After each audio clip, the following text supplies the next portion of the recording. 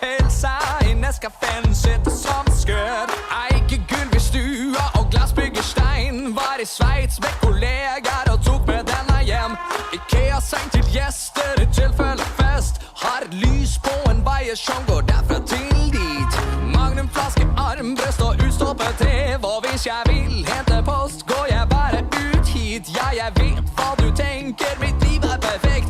Bare en ting som mangler, ingen husker mitt navn. Navn. De sier Kåre, de sier Geir. De roper Jonathan, de prøver Svein. Jeg heter Finn, jeg heter Finn. Jeg heter Finn, mitt navn er Finn. De sier Gregor, Arne Johannes. De roper Fridtjof og Truls Johan. Jeg heter Finn, jeg heter Finn. Jeg heter Finn, mitt navn er Finn. Oppe på kontoret med findressen på. Vi har vann, kjøle, frukt og bilde av New York. Vi jobber med noe hemmelig som ingen får se, men jeg kan avsløre såpass at det er en tunnel. Jeg gjør triks fra morgen til kveld. Imponerer alle sammen unntatt sjongløren Kjell. Ble en sammensveiset gjeng på teambuilding-tur, men allikevel så er en ting som gjør meg litt sur. De sier Mogens, de sier Jens.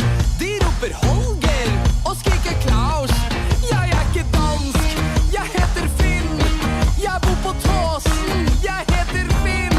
Du husker Morten, Anna Beate, Rama Patrikuna, til og med Gjertrud, men ikke Finn. Nei, aldri Finn. Er det så vanskelig? Jeg heter Finn.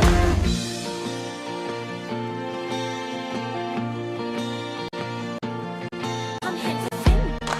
Han heter Finn. Han heter Finn. Han heter Finn. Vi har Jean Erik, vi kjørte Jenser til Kroppen Anders og Rotti Kai. Han heter Finn, han heter Finn. Det er så lett, det er gamle Finn. Jeg har en skifertrapp, breidling på armen.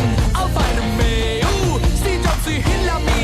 Kan like kursen, sett med skjetonger. Impresjonisme, stol med justering. Har slimret TV, type Bang-Oluf. En Weber gassgrill, vinskap i stua. Smal og lang statue, maskin med kaffe.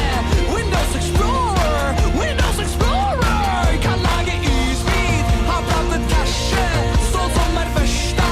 Stor blokk med skifer, en gang av brostein. En peis på kjøkkenet, ild med sanin og et kar med bobleri. Snart skal jeg pusse opp, få senka taket litt.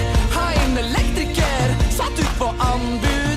Opp med en totomsfir, og så en drager her. Få lagt noen fliser der ut på badet mitt. Så skal det bli så flott, det blir så kjempeflott.